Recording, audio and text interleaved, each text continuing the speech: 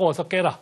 봉건적인 선비를 향해서 개화 지식인이 소리치는 장면이고요. 또 하나는 개화를 주장하면서 친외세를 지향하면서 그 개화 지식인들의 개화 지식인들에 대한 비판이죠. 그 남의 숭례 그래갖고 고양이들이 연미복 입고 있는 어울리지 않는 옷을 입은 그런 모습으로 표현이 됩니다. 그러니까 밖에서 들어온 것과 안에 있는 것의 조화를 고민하는 혹은 그걸 풍자하는 그림이죠.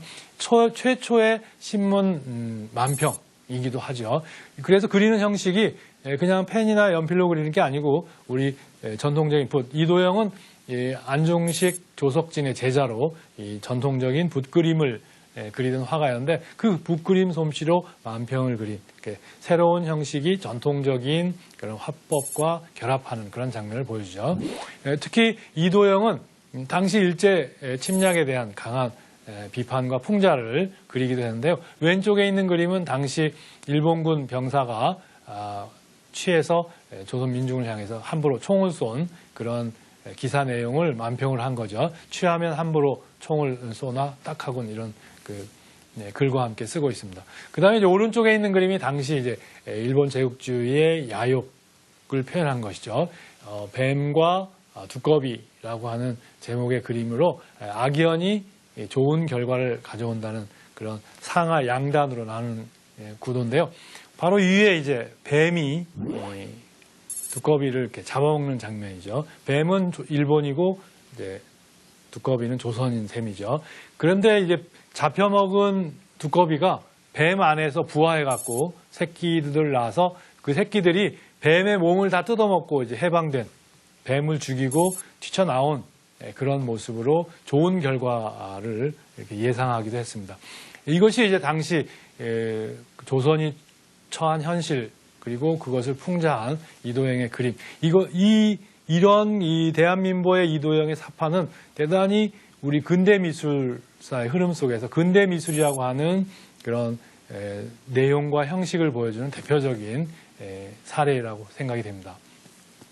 그러나 결국 조선은 일본 제국주의의 침략에 질 수밖에 없었죠. 그래서 1910년 경술국치의 그 근정전에 나부끼는 일장기를 보실 수가 있죠. 일본에 의해서 식민지로 전락한 조선의 양상은 바로 이제 용산에 그 일본군 사령부가 주둔하게 되고 거기에도 역시 일장기가 X자로 이렇게 배치된 모습입니다.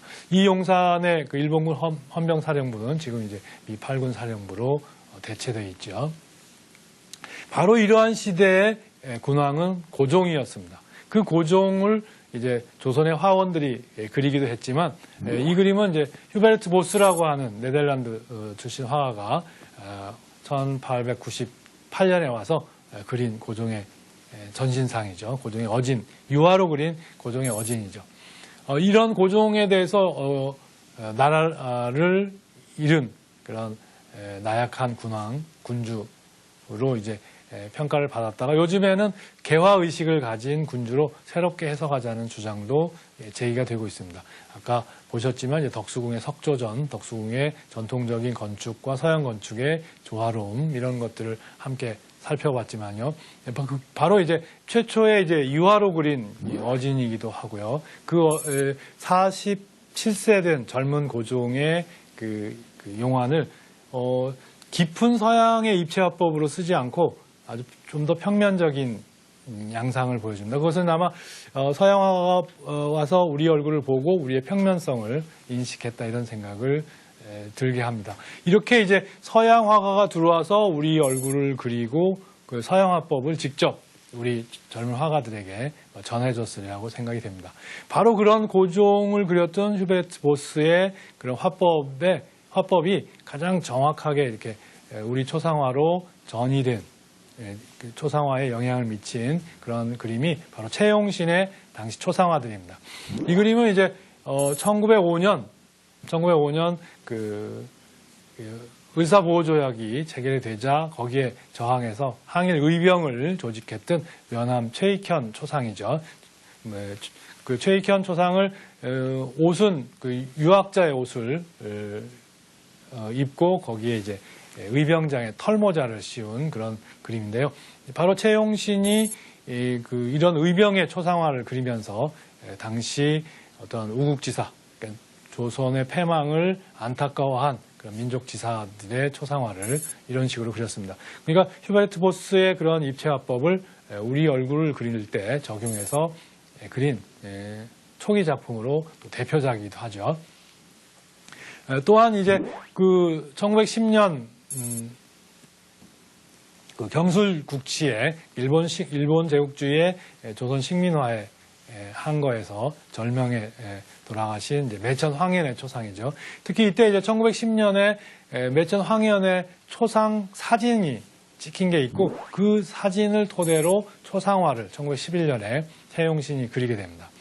이런 그 초상 사진은 당시 김규진의 천연당 사진관에서 찍게 되는데 최초의 또 사진이기도 하죠. 바로 이러한 이제 사진의 등장이 우리 이제 근대 미술의 새로운 변화를 갖게 했고 그런 사진의 영향이 또 우리 전통적인 초상화의 사실 화법에 또 영향을 미치고 있음을 보여줍니다.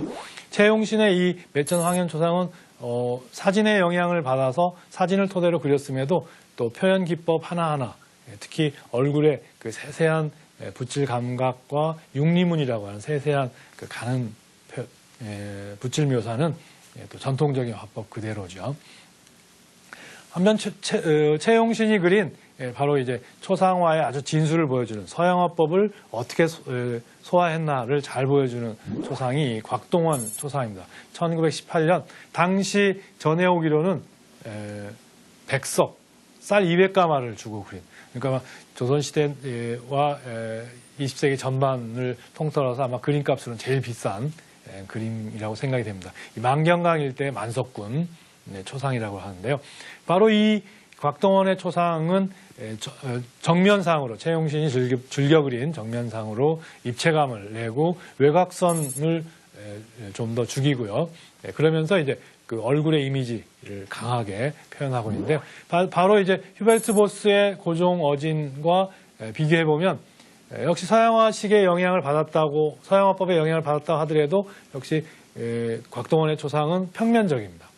그러니까 일면 한쪽에서 빛을 때려서 그리는 입체화법이 아니고 약간의 전면에서 주는 그 입체화법을 쓰고 있는 거죠. 굴곡진 부분의 그림자를 표현하면서